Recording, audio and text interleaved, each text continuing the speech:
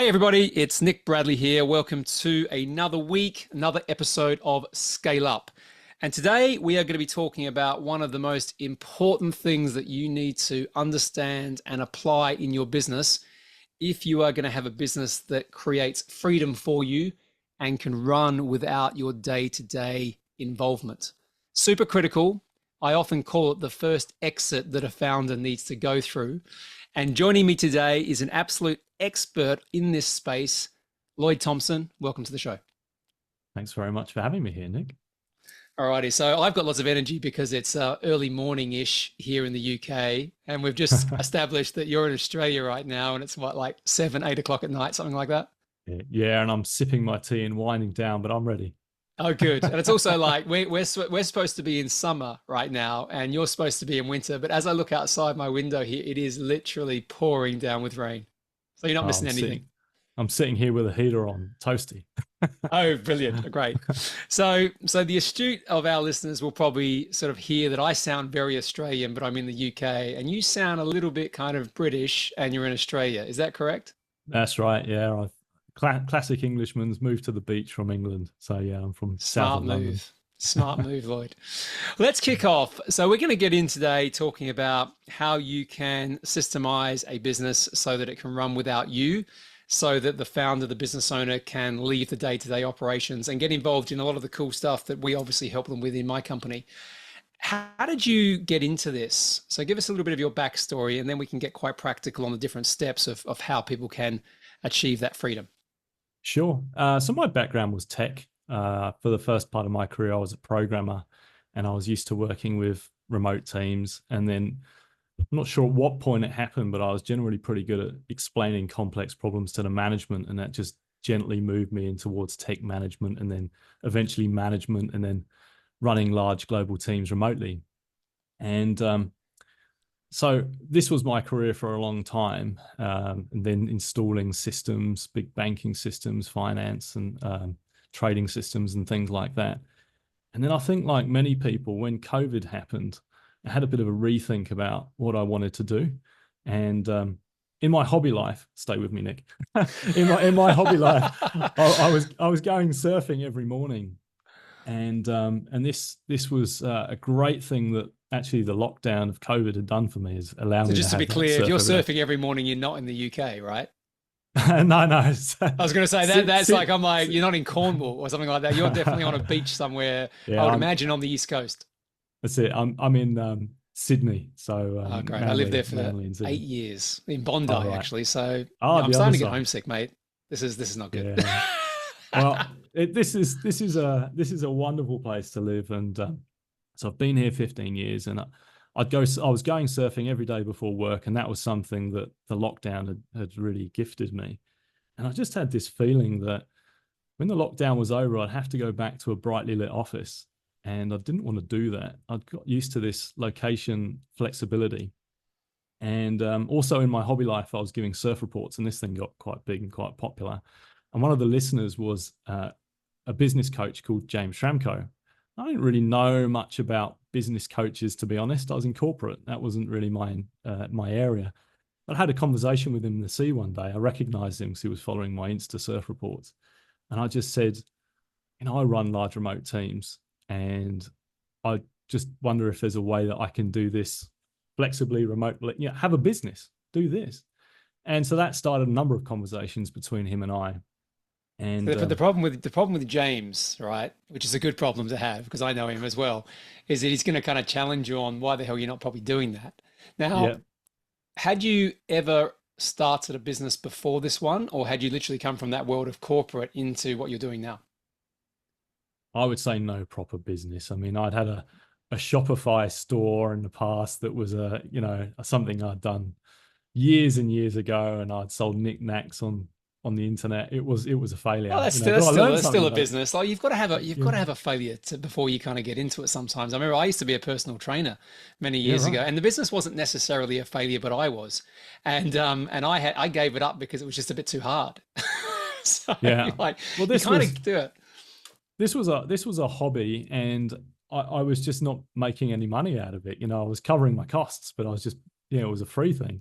And actually, when James and I talked about this. He said, the problem with that model is that you're selling low value one-off products. You should be selling high value reoccurring services. I went, right, okay, I got it. He's right. He's 100% right. Completely wrong.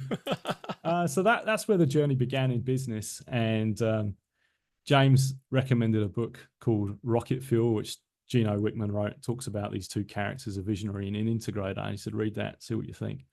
And I realized that I was an integrator. It's just clear as day. That wasn't my official title. And basically, he said, look, I've got a client of mine who's fairly large e-commerce. They're struggling with teams and systems. Why don't you have a chat with them and see if you can solve their problem? And that was the beginning of my business. I quit my job, helping someone on a fractional basis, and then it just grew from there. Fantastic. Well, let's talk about your company now and what it specifically does. And of course, sort of where there's some alignment a little bit between what we both do, which I think is quite powerful. And then I think let's get into the big question, which is how a founder can free themselves from the day-to-day operations in their company. So tell us about Virtual Do. How do you pronounce it? I always say Virtual Do when I introduce you because it's very memorable. But then people go, what to do? Yeah, I think we should stick with Virtual Do. I mean, I started saying Virtual DOO. So the DOO stands for Director of Operations.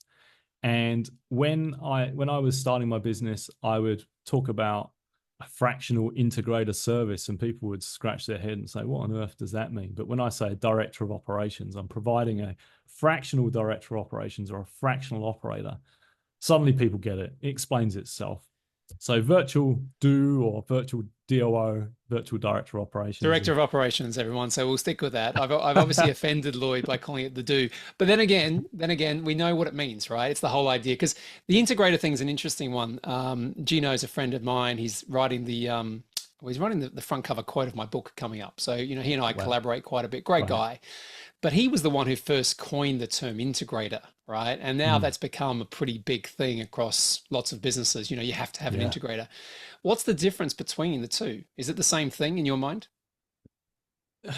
I would say an integrator and a COO are very similar. Got it. And I would say what we're providing is really the one person that sits between the founder and the team. It can be an integrator, it can be a COO, it can be a director of operations, it can be a chief of staff.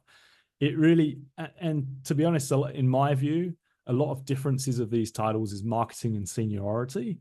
So we're looking at what the founder needs and trying to match the right person that can sit between them and the team for the size of the business. Got it. So that does then, I suppose, predicate the question that if the founder is particularly operational and the need is more commercial or PR, etc. I know Cameron Herold in his book, Vivid Vision, talks about he was more the front-facing person of a company, even though his title was COO, and the CEO was probably more introverted, let's call it that.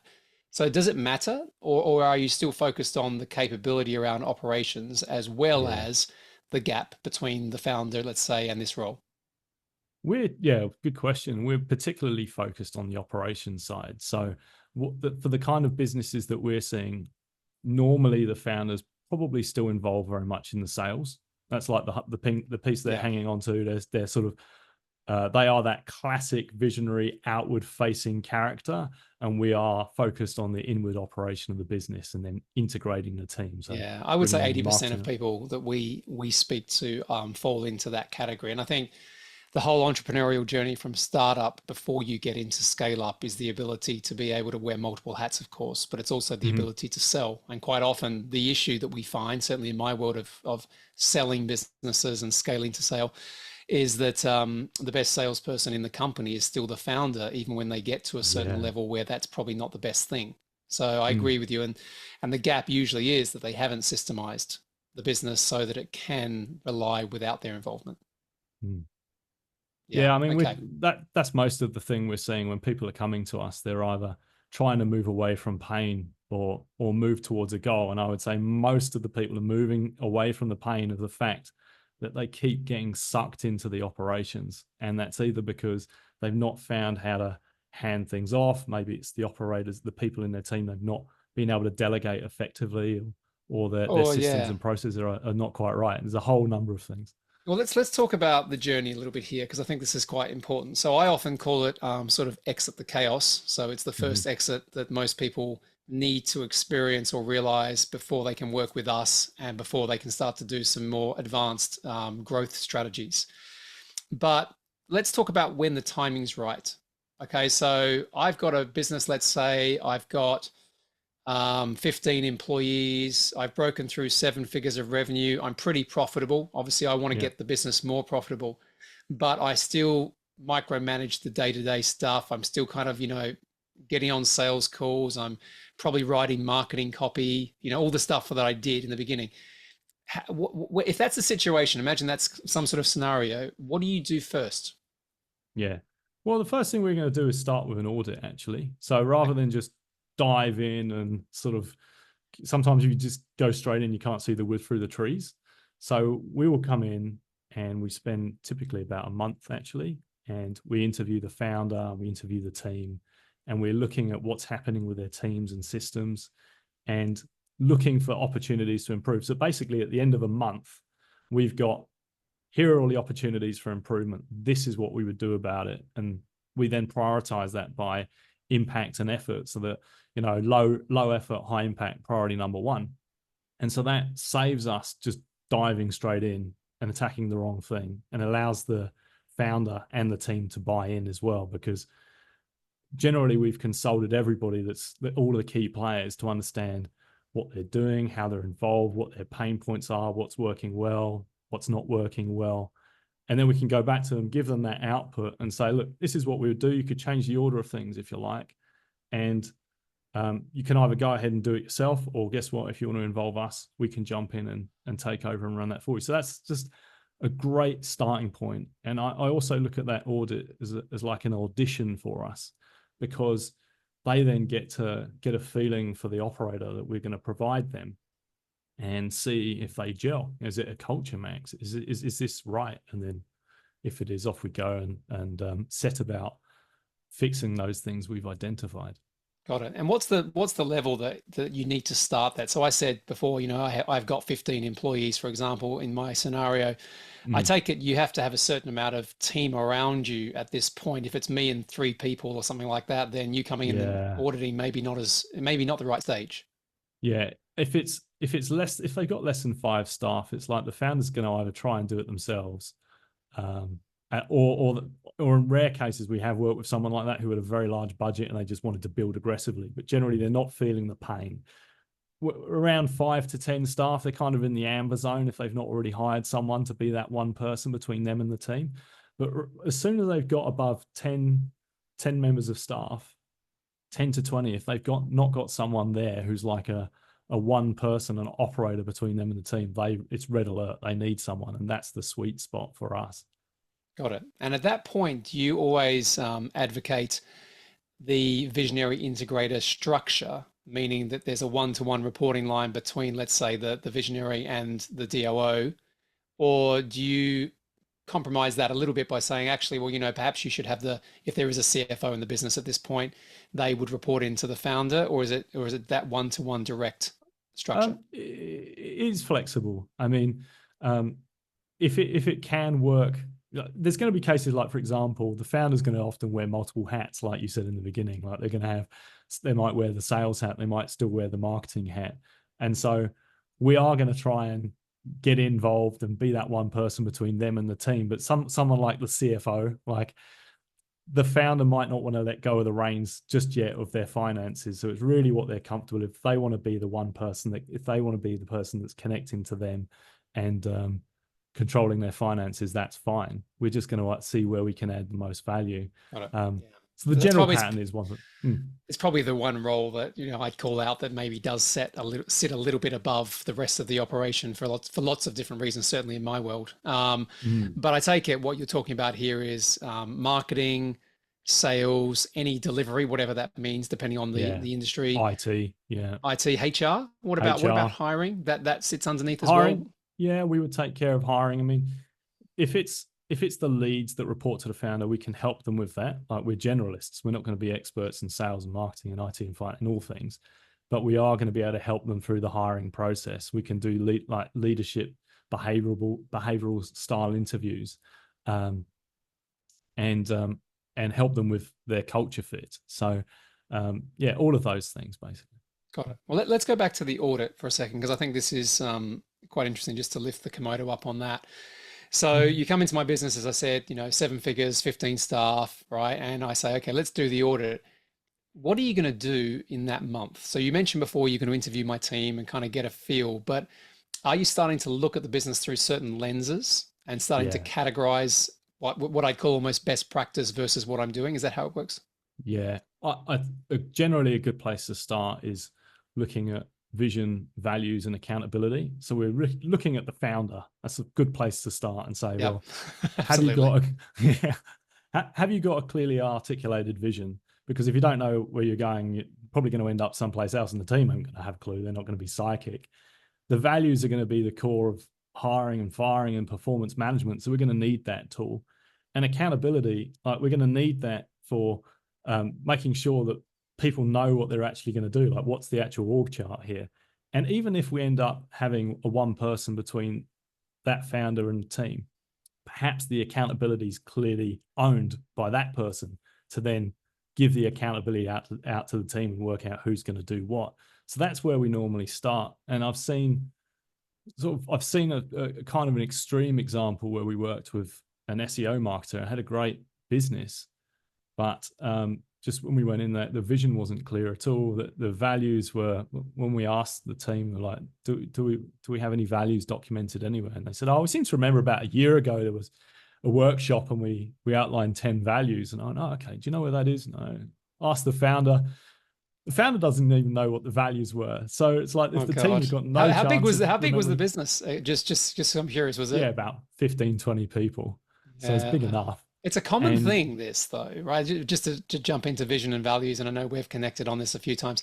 A really good understanding of the vision, well documented, is used for everything, right? I often say to people, because people always kind of push back when they come into our world, and they say, yeah, listen, I just want to scale my company, build value in it, and sell it. Why do I need to go back and look at the vision?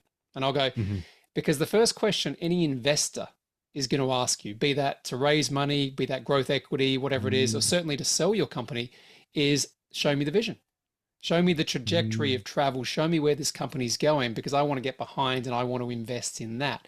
And as soon as I say that to them, they go, "Oh shit, you mean my whole kind of like selling the company for millions is predicated on me being clear on this thing called vision?" Yeah. Yes. Oh, I better do it then. Yeah. I mean, it's their one job. They're the visionary, right? Yes, yes, yes. But people don't understand the power of a well-documented vision and aligning that values, which obviously then indicate behaviors.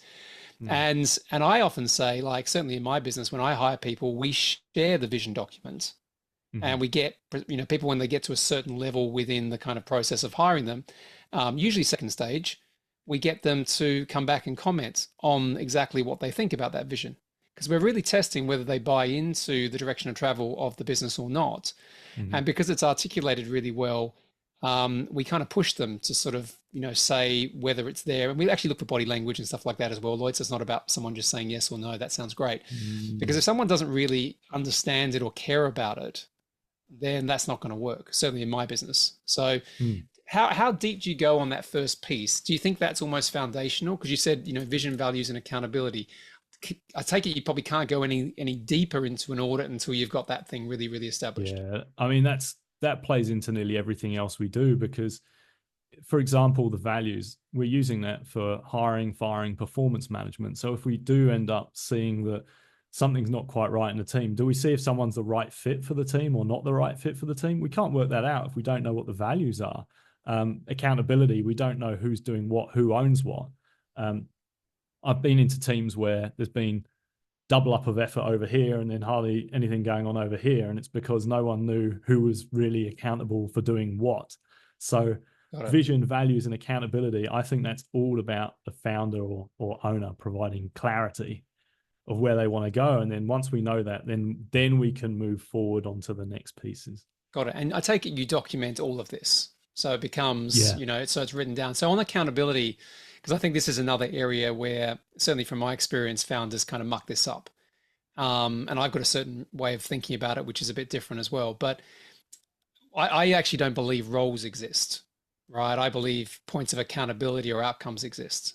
So to Hmm. your point around whether it's a COO, a DOO, or whatever else, it's actually what they're accountable for that matters. And the title is kind of, it gives some framing to it, but it's not the most important thing. I So, completely agree with oh, this. good. Yeah, yeah, yeah, Maybe I'm not that weird yeah, then. I yeah. often, I often go and say, listen, just write down exactly what you want these people to do, what they're going to own, and then we'll work out the titles.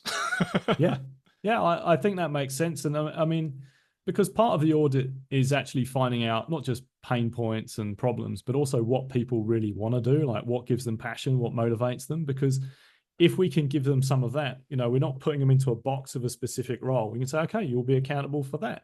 And in my own business, when I started, I was doing all my own video editing, and it was a bit wacky and outrageous, and it took a lot of time.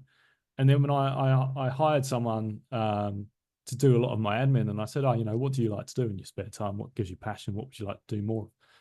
And he said, oh, I love doing video editing. And this guy is amazing. So just things like Yeah, really love that. understanding that. I know James Tramco calls it the Swiss Army knife. If you can give people different accountabilities, it's not a fixed role of this, it's those accountabilities, who's accountable for what piece. Yeah. Like it. Okay, so we get those things tight, right? So through the audit, right? Everyone's Mhm. happy with how that's kind of progressed. Where do you move, where do you go next? Yeah. So for us, we then go on to a month-to-month retainer. Okay, so sorry, just So, on the audit, there isn't any. oh, back up. Oh, no, Yeah. I'm Sorry, just sorry. Yeah, I thought you were is there saying at the end another of the audit. layer within the audit? Yeah. Sorry, no. Oh, yeah. We'll So, get to yeah, kind of what you guys do, but yeah, I yeah. just want to find out the depth of that sort of initial piece. Yeah. So after that kind of clarity piece, vision, values, and accountability, the next thing we'd be looking at is where the founder's spending their time. Like, what are they actually doing? And there's two levels to this. There's one is like looking up at them and where are they spending their time? What hats are they wearing? And understanding, like, is there a good reason why they're wearing that hat? Like, are they wearing, fair enough if they're wearing the sales hat in their business, but why are they wearing the marketing hat? Could we take that off them? Could we give that to someone else? That kind of thing. Or are they doing a whole number of administrative tasks that we could make And someone how, accountable for and those how things? do you do that, Lloyd? Do you time audit them? Do you get them to do like time Yeah. blocking and stuff like that? Is it Yeah. like, ugh? There's a very simple exercise. Is there? It's just a task audit. So I get the visionary to open a spreadsheet and leave it open, because you ask a busy business owner to do something in one go, they probably won't get back to you and get it done. So I just say, leave this thing open, and for a couple of weeks, every time you've got a new task that you've not added to that list, just keep adding it to that list. So you get this big list, and then we can Got just it. talk about that list together and say, all right, can you work out how, the more fields and columns I ask them to do, the higher the likelihood is they won't do it. But But I literally, just it's want just a list of all the things. So if I'm sitting here, I take it, do you do it over a week? Is that the length of time? a couple of weeks. If they want to do Got it it. for a month, even better. But a couple of weeks to go through that list of tasks and then say, okay, why are you owning this? Or is this something you really enjoy, you want to hold on to? Or is there a good reason why we can't offload this and give this to someone else? So that would be the task audit, and understanding what they're doing. Got it. And you can categorize that, I take it. So if there's a number of things that you would say categorize under a sales capability or a sales accountability, and Yeah. the founder wants to own that still in their stage of growth, then you can say, actually, you know what, these 5 or 6 things you should continue doing, but it's all the other things here that we need to find a different Yeah, exactly. person for. And I mean, you can categorize it by something that they enjoy or what gives them energy is one aspect. If they want to carry on doing it, it's their adventure. Or how much it costs as well. You can kind of attribute a value to something, because if you can give this to someone whose dollar value per unit of time is less than yours, then why aren't you doing it already if it doesn't give you energy? So that's the first piece around audit. God, like it. Okay, so just to go a little bit deeper into this, and then we can kind of talk about some other stuff. Is there any other stages? So firstly, we've got the kind of, as you said, the clarity pieces there. We've now sort of focused on is it just the founder, by the way, that you do the time audit on, or do you do it across most of the people in the business? No, that's just the founder. I mean, it's really them that we're focusing on, trying to get them out of the weeds of the business. But we're also looking, so that was kind of the upward view of what's the founder doing. But then we're looking at how much they're actually delegating to the team.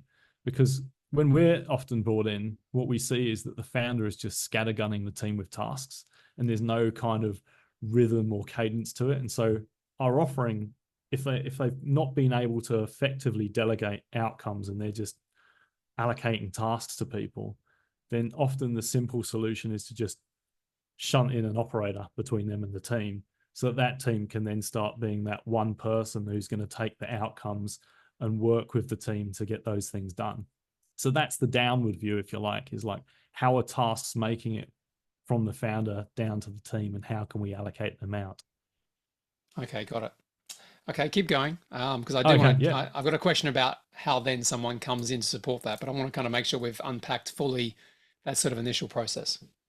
Yeah, so then the next piece that we look at is around operational smoothness. So typically I look at this as rhythms, dashboards, and feedback loops. And this is the kind of the three things that I think make things run smoothly.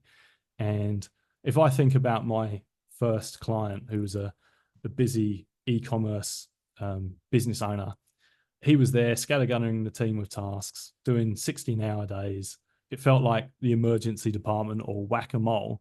There was no real sort of, rhythm to it. It was just great business in terms of selling products, getting things live, but it feels like everyone's running on adrenaline. And so this is where we look at, like, what are the actual rhythms that need to run this business? So in that particular business, like, right, okay, events and campaigns are the things that are happening regularly. So putting in a rhythm for planning how we do that, chopping up the work into chunks of sort of 5-10 day planning increments so that they can be executed on, things like that. Mm-hmm. And then the dashboards around the reds and the greens of the business, like sales numbers, marketing numbers, incidents out of IT, finance numbers, that can be looked at by the leadership team periodically, so that we can go, okay, well, how's this business going? Is it going well? Are we a red? Do we need to prioritize effort over here? Or is this green, happy days, not so much a priority? So that's the piece around rhythms and dashboards. And then the other thing is feedback loops. So if you're running things like campaigns regularly or events, these are a great opportunity to look into the SOPs and the processes that run the business and say, well, did this event go well?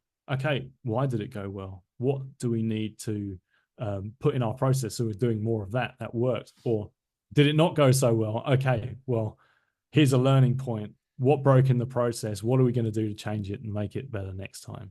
So I think those are the three kind of key points that bring smoothness to an operation. Does that then align a little bit with sort of the planning and meeting cadence, as well as how you structure Absolutely. that piece? Yeah. Imagine that would also inform what gets looked at daily, weekly, monthly, quarterly, that sort of thing. Yeah, you've got it. I mean, we're looking at what we talked about Gino Wickman here earlier. We look at some kind of elements that he talks about in traction, but we're not religious about those particular rhythms. But things like same page meetings to make sure that the founder and the operator are on the same page regularly, agreeing on priorities. Leadership meetings where they're looking at the reds and greens, and then things like periodic reviews, like those quarterly and yearly reviews. Got it. Okay, so pretty robust. I can see why this takes a few weeks to kind of get under the skin on. Is that it? At that point, have you got all the information you need to then be able to sort of diagnose what's required? That's most of it. In the last year, we've added another feather in our cap around another area called revenue ops. Okay. And that's about looking at where sales and marketing can come together and look at opportunities in the CRM. So if you've gone to the bother of collecting all of these leads and you've not got the most out of them, then there's quite often a lot of opportunity in your CRM. Yeah, absolutely. And it might be you've sold something. Okay, why did it sell? Was this a winner product? Why is this product so effective? Or did they not buy it? Why did they not buy it? What's the reason? So you can start looking at trends. And there's so much to do around here. Like, there's so much automation that can be built into the CRM to maximize the value of it. So that's the final piece. I like it. Okay, so once you've got all that information, I take it that becomes a report that goes back to the founder, and you have a recommendation then about how you can potentially help implement that. That's right. So throughout the month that we've been executing, we've because a business can have so many things that we could look at. You know, a month could just be the very lid on the surface of it, but we're trying to catch the most impactful things or the need of it. So what we actually do, we're playing back every week to the founder the kind of things that we've seen so far. And they then have the choice of saying, well, actually, we'd prefer you to go deeper over here, or actually more like here over here. So at the end, they have a report focused on, we've given them a high level overview of most of the things, but then some things we've gone deeper based on their interests. And then at that point, we're able to say, okay, this is the priority list of things based on that impact and efforts, t-shirt size. And then this is what we would do over the, say, a quarter in this order. And then they've got a choice of, well, do they want to do it themselves? You know, we've provided recommendations of how they resolve it, or do they want to bring us in on a month-to-month basis? And so then that's how we work. We provide them an operator on a month-to-month retainer, and you know, they carry on as long as they see value. Got it. And I take it that operator is selected based on obviously exactly what comes out of the audit, right? So because there are different skill sets of operators, as we mentioned at the beginning of this conversation. And I take it there's a huge element of cultural fit here. Like, you know, is that person going to align well with that type of founder? Yeah, so I try and catch that a little bit earlier. So I personally have the conversations with the founder before we even start the audit, and I'm trying to discover as much as I can about their culture and their team, even before we get into that. Got it. Because my hope is that the operator who does the audit is going to be the person who can provide the most value to them, who is then going to be the person to provide the remediation as we get going. Okay, got it. And then when that director of operations goes in to engage in the business and kind of, I take it, implement everything that came from the audit, how long do they often stay? Because I would imagine there's a point here where part of the role here is to make that role redundant. I know that sounds crazy, but yeah, but it has to be, doesn't it? exactly. Because you want to be able to build the team so it can scale. So you're going to be finding people who can, you know, come and do that role eventually, I imagine. Yeah, typical customer lifetime for us, 6 to 8 months. Yep. Although we've had customers been with us for 3 years now, so it's really a bet on, are we, because we're month to month and it's, you know, month to month retainer, there's no lock-in period, we're just betting that we can provide value each time. But there's nothing stopping us from, when we see if we see someone internal in the team who wants to step up, who wants to learn these rhythms, who wants to take control, we will just train them up to replace us. Similarly, if they're looking to hire an out-time full-time operator, for example, they're selling their business, we can help them during that process, because what we're trying to get out of this ultimately is referrals to set us up for the next client. Yeah, great. It's a very valuable service. You know, as I've mentioned to you previously, and you've worked with a few of my clients now as well, which has been great. And I can see the gap, particularly when it's funny. I'll tell a bit of a story. I was at a dinner speaking recently, and there was a business doing 85 million pounds of turnover, and I was sitting next to the founder, and I was talking through different types of exits and all that sort of stuff, expecting them to be at the point where they'd probably want to sell their business. But she said to me, she said, no, I'm still in the chaos. I'm still on the sales calls. I'm still training the kind of customer. Wow. I did say to her, as I said, how much of that is just about you wanting to kind of be in everything versus the way you've set it up? And she said, it's a combination of both. Wow. Yeah. I know. 85 she million. loves the chaos. I know. Some people I call it addicted to the chaos. You know, you get addicted to it. And I have seen that. I honestly think that some of these visionaries just, they need to somehow interact with it and just try and push a dial somewhere. They love it. Yeah. Well, it's comfort zone, Lloyd. You know, there is actually a practical part of this, which I think is worth saying, is that most founders, by their sheer nature, they found the business. So they are, you know, in that startup phase, and then they go into the scale up phase, and they struggle with the transition because of the degree of complexity that now surrounds them, right? Having more people in a business that you have to kind of manage and those sort of things creates complexity and stress, right? And so a lot of them default to type and they micromanage as a result of that. Certainly when I was acquiring companies under private equity, we would assess the founder quite early on through the process to ascertain whether we would keep them, because quite often we would get rid of them within the first 12 months and already have someone lined up to go in and be the scale up CEO. Right. Yeah, that And makes I can sense. say that because I was that guy. So I was Mhm. often the person that was put in. I was put into heaps of PE companies. I've been a CEO 4 times. Wow. But it was usually to replace the founder of a business that we acquired. Mhm. So interesting. It's not that's I don't say that to scare founders, right? You know, I'm a believer that anyone can kind of learn new skills and understand that, but it's an important transition that they have to make as well, as much as they have to kind of hire people like you and your company, Lloyd, to be able to come and structure the business in the right way. I think it's important for people to know also where their strengths are. I mean, I find that most of the businesses that I work with are marketing agencies and e-commerce. And that's largely because they're really high visionary folks. Like they could Yeah, the creative, operation. really. They're creative souls, and getting into operations, putting in rhythms, dashboards, and feedback loops, that stuff destroys their soul. Like that's not, they No, no, can't no, do it no, for no. too I long. get it. I get it. I work with quite a few of those types as well, and I know exactly what you mean. There was an old saying when I used to work in the media industry many, many years ago. We used to say, "Don't let the creative run the agency."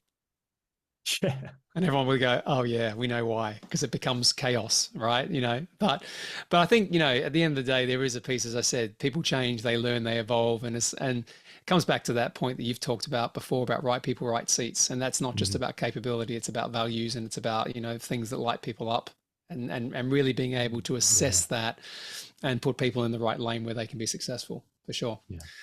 Cool. Okay. Well, listen, this has been awesome. Thanks for unpacking that in a lot of detail. Where can people reach out to you, Lloyd? And I know you've got Yeah. a book as well. Was it the 9 ways to leave your day-to-day operations? Is that right? No, that's it. Yeah. 9 ways to leave your day-to-day operations. And yeah, if you want to contact me, my website is virtualdoo.com. And you can download my book for free, virtualdoo.com/book. Awesome. Okay. Well, listen, it's been great having you on the show, Lloyd. As I said, thanks for unpacking what I call exit the chaos, but actually there's more to it than that. It's certainly about how you systemize a business the right way and how you go about that. Look forward to collaborating you a bit more in the future as well. So thanks very much. No, thanks so much for having me.